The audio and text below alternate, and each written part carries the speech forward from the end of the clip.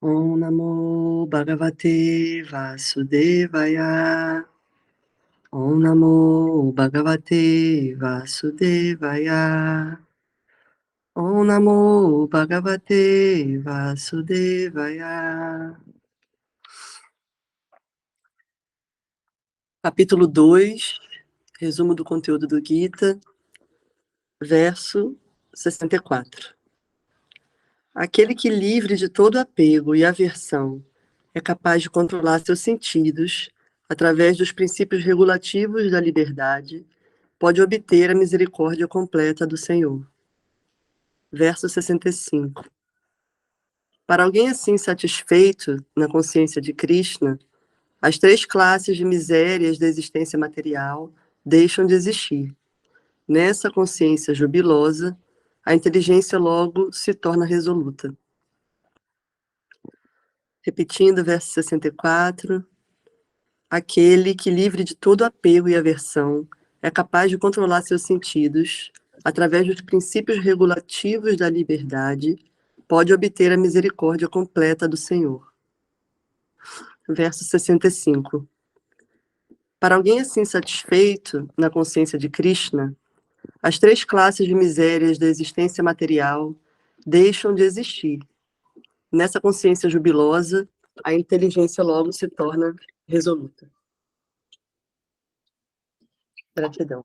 Hare Krishna, Namastê. Muito obrigado, Shivani. Namastê. Hare Krishna, Krishna Krishna, Hare Hare, Hare Rama, Rama Rama, Hare Hare. Muito bem. Olha, eu vou fazer aqui uma contextualização mais breve hoje em relação aos versos, porque eu tenho um recado importante para dar para vocês. Eu quero falar um pouquinho sobre o evento que está acontecendo, né, hoje ao redor do mundo, que é o advento de Krishna. Tá? Nós costumamos não fazer aqui no grupo um direcionamento especificamente voltado para Krishna, apesar de que o estudo da Bhagavad Gita é Krishna que está falando. Ainda assim, nós não fazemos com vocês, necessariamente, tão diretamente assim, uma apologia de Krishna. Eventualmente, nós seduzimos, né, para que, então, vocês possam, sabe, se envolver um pouco com Krishna. Mas isso faz parte do jogo da vida, afinal de contas, nós podemos falar daquilo que nós amamos, tá? Entretanto, no grupo dos buscadores, que é um grupo genérico, que é uma comunidade eclética, nós procuramos, assim, não interferir tanto nesse sentido para que vocês tenham a liberdade religiosa que cada um de vocês tem, ao mesmo tempo em que nós podemos nos reunir em torno do Mahamantra, que é um princípio absolutamente genérico e universal, ou seja, qualquer pessoa de qualquer nacionalidade ou religião pode utilizar o Mahamantra como método medicinal e de meditação, porque o mantra ele é um princípio universal. A dedicação a Krishna, a relação direta com Krishna é algo particular do indivíduo que entende que Krishna é uma opção viável do ponto de vista da evolução e da integração com o Supremo e vai nessa direção. E aí, nesse sentido, né, nós convidamos as pessoas para que cheguem mais perto, para assim, conhecer um pouco melhor sobre essa dimensão que é a consciência de Krishna. Entretanto, mais uma vez, como eu disse a vocês, nós não o fazemos diretamente aqui no nosso grupo, na nossa comunidade, que é os Buscadores do Infinito, em função desse fator de que existem aqui uma egrégora de muitas religiões reunidas de diferentes áreas, né, xamânicas, terapêuticas, umbanda, católicas, de descendência africana, enfim. Nós temos uma egrégora e nós respeitamos essa egrégora, os direitos e os caminhos que cada um faz na sua caminhada, tá? Porém, de vez em quando, como nós falamos, né, nós convidamos aqueles que querem conhecer um pouco mais diretamente sobre Krishna. Aí nós temos outros ambientes em que aí sim nós podemos falar abertamente sobre Cristo, porque as pessoas, então, voluntariamente vão até ali especificamente para ouvir falar e conhecer um pouco mais sobre Krishna. E a gente preserva aqui a nossa egrégora para fins medicinais, terapêuticos, da purificação da consciência, da calibragem dos chakras e também do fortalecimento da alma através do entoado auspiciosíssimo Mahamantra Hare Krishna, tá? Eu vou mencionar aqui um ponto importante aqui do verso, para a gente não passar em branco, né? O primeiro verso diz que Ragadevesha vimuktastu vishayan indriyacharam atma vishayai vijatma prasadam abgathati. Ali está dizendo que aquele que é livre de todo apego e aversão, né, é capaz de controlar os seus sentidos através dos princípios regulativos da liberdade. É interessante, né, porque os princípios regulativos da liberdade, então ele vai criar uma restrição para que você se torne livre. Isso é um método que é utilizado pelos médicos, é utilizado pelos psicólogos, é utilizado pelos fisioterapeutas, é utilizado também pelas leis de trânsito, por incrível que pareça. Porque, veja bem, olha só, vou dar um exemplo bem simples aqui, né, uma metáfora bem acessível para nós entendermos o que significa esses princípios, não é, restritivos que promovem a liberdade. Imagina que você está no Rio de Janeiro e você tem que chegar até São Paulo, que é assim através da Via Dutra, que é a via mais conhecida do país. Então, se você ali você tem umas faixinhas que você tem que andar dentro daquelas faixas, que normalmente é, né, a estrada, é a rodovia. Então, você tem que andar dentro da rodovia. Se você andar dentro da rodovia, é um limite, é um aprisionamento. Né? Eles tiraram o seu direito de andar onde você quer. Né? A gente diz assim, eu tenho o meu direito de ir e vir, eu vou para onde eu quero, eu sou livre. Muito bem, mas ali na rodovia você perde a sua liberdade porque você só pode andar naquele caminho ali. Então, você renuncia à sua liberdade de fazer o que você quer, de andar onde você quiser, por uma questão de bom senso, por uma questão de coerência, por uma questão de racionalidade. Então, você, seguindo as orientações das autoridades e renunciando à sua liberdade, você, então, consegue chegar ao seu destino. Por quê? Se você for usar a sua máxima liberdade de fazer o que você deseja, você pode andar pelo acostamento, você pode ir para outra pista, você pode entrar na direção da floresta, mas tudo isso vai te causar prejuízos e sofrimentos. Então, isso não é muito inteligente. Agora, na medida em que você se mantém na faixa, ou seja, restringida da sua liberdade, você alcança o seu destino e você mantém a sua liberdade de segurança e de felicidade. Então, assim também é a existência. Na medida em que você controla os seus sentidos, na medida em que você controla a sua mente, na medida em que você aceita o processo de autodisciplina, de restrição, de assim chamada liberdade, você mantém a sua integridade e você mantém a sua paz, você mantém a sua consistência e, portanto, as suas chances de ser um ser feliz, literalmente, aumentam. Então, é um paradoxo em que você, ao perder a sua liberdade, você aumenta a sua felicidade. Mas isso é uma questão de racionalidade. E há um princípio de bom senso e coerência para aqueles que são capazes de ver, como Jesus dizia, né? Aqueles que têm olhos, veja. Aqueles que têm ouvido, ouça. E aqueles que têm juízo, siga. É mais ou menos assim, bem simples assim, que é para que nós, como somos como criancinhas, né?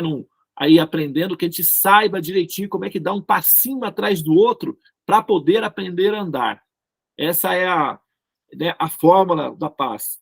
Embaixo, o outro verso está dizendo que para alguém que fica satisfeito, né, no estado de consciência divina, aqui está sendo assim colocado entre parênteses consciência de Krishna, porque o verso está sendo trabalhado por um Vaishnava, que é um devoto do Senhor Krishna, uma pessoa dedicada a Krishna. Então ele vai fazer aí uma leve inclinação para Krishna.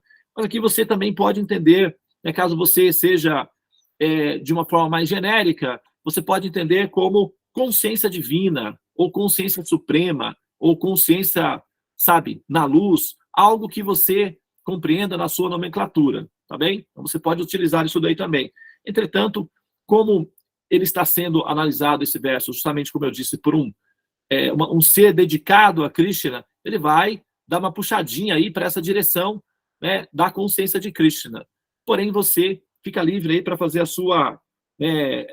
seu entendimento de acordo com a sua com a consciência ou condição de consciência, tá? As três classes de misérias da existência material desaparecem. As três classes de sofrimentos às quais nós estamos sempre submetidas independentemente. Uma, sofrimentos causados pelo corpo, na forma de doenças, defeitos, enfim, e indisponibilidades em relação ao corpo. Problemas que o corpo produz. São sofrimentos que nós nos submetemos a, inevitavelmente, pode ser que, assim, muitas pessoas, né, passam uma vida toda sem esse tipo de problema. E sim, isso é muito bom. É ótimo que seja assim. Bom seria se todas as pessoas, né, tivessem condições saudáveis e não houvessem doenças e sofrimentos físicos. Porém, eles acontecem, tá? Então é um sofrimento causado pelo corpo. Depois, deve-se até poderia pegar e puxar para nós, em sânscrito, os três nomes, Adhyatmika, Adhidhaivika e Adibhautika kleshas, tá? Só para a gente disponibilizar aí. Então, daí, em segundo plano, sofrimentos causados pelos demais, né? O governo, com os seus decretos incríveis e mirabolantes e sempre geniais, que certamente vai chegar na sua conta a qualquer momento. É uma questão de tempo. Nós estamos aqui, né, assim, tentando produzir a nossa paz, e eles estão lá em Brasília agora pensando e se reunindo, e sabe-se lá que eles vão pensar, qual é o plano que eles vão ter, e depois a notícia vai chegar em algum momento aí na nossa conta. E isso são misérias causadas pelos demais, né? Ladrões, sabe? Pessoas, vizinhos, né? Tem esse problema também. Tem gente que tem vizinhos que causam problemas, sabe? Enfim, são sofrimentos causados pelos demais, tá?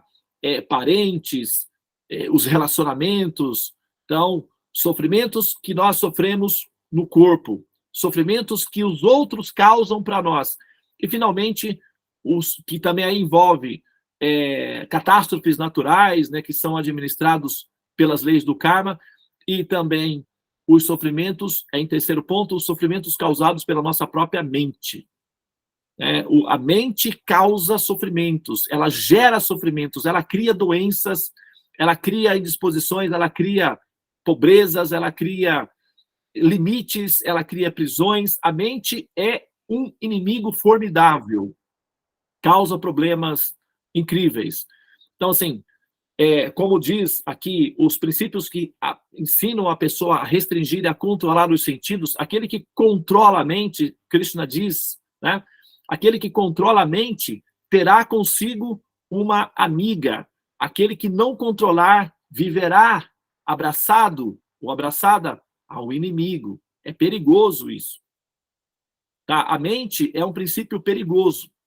Então, nós temos que aprender a lidar com esse princípio de uma maneira em que nós sejamos autônomos, ou seja, nós sejamos superiores nesse processo. Se a mente nos domina, ela pode nos levar a muitas classes de misérias e sofrimentos como consequência disso. Então, sofrimentos causados pelo corpo, sofrimentos causados pela mente, sofrimentos causados pelos demais. E todos vocês, todos nós estamos transitando no meio de toda esse conflito aí, essa confusão, tentando ser felizes. Não é uma situação muito favorável, tá? Porém, caso você, de boa vontade, com predisposição, abrigue-se no Supremo, então as suas chances de lidar com esses problemas melhoram, tá? Você aprende a como controlar a mente, pronto, já se livra de uma grande quantidade de misérias e sofrimentos que poderiam te afetar. Primeiramente, esse primeiro passo, que é um passo que você mesmo tem que dar, porque esse é um assunto que você mesmo tem que resolver. Nós temos que resolver. Esse é o nosso ponto. Nós damos esse passo, aprendemos a controlar a nossa mente. E em relação aos demais, em relação aos sofrimentos causados por condições que não estão sob o nosso controle, aí sim é onde nós buscamos auxílio do Supremo. Nesse sentido, essa busca de auxílio é autêntica, é verdadeira, não é uma exploração da boa vontade alheia, porque você fez a sua parte, fazendo o seu tratamento pessoal, lidando com a sua própria mente. Então, essa relação, ela não se torna abusiva, explorativa, ela se torna honesta, porque você fez o que você pôde fazer, a sua parte você fez, dedicou-se, observou os preceitos, os mecanismos de autodisciplina, de evolução espiritual, e você fez a sua parte, que é o processo de autocontrole. Controlar os demais e controlar a natureza está fora do seu alcance, está nas mãos de Deus. Então aí é nesse momento que você, aproximando-se do Supremo, tem a autenticidade, depois de ter feito o dever de casa, a própria parte. Esse é o acordo de relacionamento, para não ser um relacionamento abusivo, egocêntrico, em que nós ocupamos o Supremo em fazer algo que nós mesmos deveríamos fazer, que é tratando a nossa própria mente, que é fonte de muitas e muitas misérias inicialmente. Então a gente tem controle mental, paz. Depois que tem controle mental e paz, nós vamos em busca da felicidade. E essa felicidade requer necessariamente que você tenha contato com o absoluto, contato com o sagrado, contato com o divino. É exatamente isso que nós estamos tentando aqui explicar aqui, né, dia após dia, diariamente, para que a gente, sabe, consiga compreender esse fato importante aí na nossa caminhada de autorrealização. E, bom, para finalizar então aqui a minha fala, aí sim, gostaria de fazer para vocês um convite, né, para aqueles que quiserem conhecer um pouco mais da natureza de Krishna, no seu aspecto pessoal, na sua intimidade pessoal, a pessoa Krishna em si, aqueles que se interessam por Krishna pessoalmente, poderão conhecê-lo gradualmente, né, através do nosso estudo que faremos acerca das atividades de Krishna, chamado os Krishnas Lilas, né? São as lilas de Krishna, ou seja, passatempos de Krishna, atividades mágicas, místicas, transcendentais de Krishna, a pessoa Krishna. Então, nós vamos criar aí um jardim, que é um oásis, onde as pessoas virão para se confraternizarem e conversarem sobre Krishna. Um grupo que se chamará o Krishna Lila, e nós, então, discutiremos e trataremos de todos os assuntos relacionados com as atividades de Krishna. Hoje, especificamente hoje, está sendo comemorado no mundo todo o advento de Krishna, que é quando Krishna aparece no planeta Terra. Tá? Quando Krishna, então, vem e mostra a sua dimensão para os humanos, para que os seres humanos tenham acesso a esse aspecto da existência do absoluto, que é Krishna. Amanhã, então hoje nós não vamos fazer nada hoje, porque nós vamos observar, nós fazemos parte de uma comunidade aqui, e a gente vai para uma comunidade rural, onde todos os amigos de Krishna estão reunidos para celebrar esse momento gracioso, né, esse momento feliz.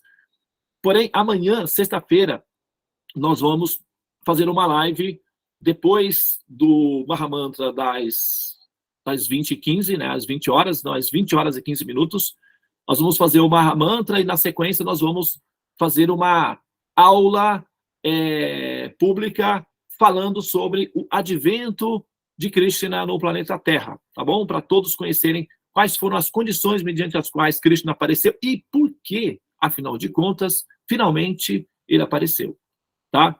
Então, vai ser feito aí na próxima sexta-feira, que é depois, amanhã, né, David? Já tem o cartaz, já foi liberado para vocês aí. Sintam-se todos convidados, mas lembrem-se principalmente, tá, pessoal? Olha, todos aqueles que participam do grupo aqui, que é o grupo dos Buscadores do Infinito, nenhum de vocês devem se sentir obrigados a pensar em si mesmos como entrando para uma, vamos dizer assim, uma comunidade Hare Krishna, tá? Isso não tem essa relação. Eu sou um devoto de Krishna, né? Estou ligado a Krishna, outras pessoas também. Porém, o Mahamantra e o Sadhana é um princípio universal, absoluto. O Sadhana, ele não tem relação necessariamente com o fato de você ter conexão com Krishna. Não exige-se que você tenha essa relação. É que a gente não consegue esconder isso sempre, né? De vez em quando a gente solta. Mas, claramente, né, eu assim reitero com vocês aqui o meu compromisso de respeitar a liberdade religiosa de cada um de vocês aí do ponto de vista do caminho que você está fazendo, tá? É claro que nós nos reunimos aqui e nós falamos sobre a Bhagavad Gita, e como a Bhagavad Gita foi falada sobre Krishna, é um texto védico, então acaba sempre tendo uma relação de menção com relação a Krishna. Não há também nenhuma restrição, caso você queira, né, aproximar-se de Krishna, isso não vai produzir alterações assim, significativas na sua história de vida, a não ser que você queira imergir em Krishna, e naturalmente você vai ter que se adaptar ao estilo, né, de experiência de existência de Krishna, o que vai haver algumas alterações na sua estrutura de vida, mas nada que vai deixar você assim alienado em relação ao mundo, muito pelo contrário, vai te dar uma noção bem clara do que está acontecendo ao seu redor. Mas, como eu disse, tá? Sintam-se livres e à vontade para fazer o seu caminho, e a sala dos mantras é aberta, ela é eclética, e ela não tem assim, necessariamente a intenção de induzi-los a entrar para o movimento Hare Krishna, ou se tornarem Hare Krishna, ou serem Hare Krishnas. Não tem essa função. Tá? A sala dos mantras é absolutamente uma embaixada neutra. Tá? E sintam-se à vontade para virem sempre que desejarem e trazerem outras pessoas que precisarem do mantra, porque o mantra é medicinal. Muito bem. Obrigado pela atenção. Namastê. Fique na paz. Hare Krishna, Krishna Krishna, Hare Hare. Hare Rama, Rama Rama, Hare Hare.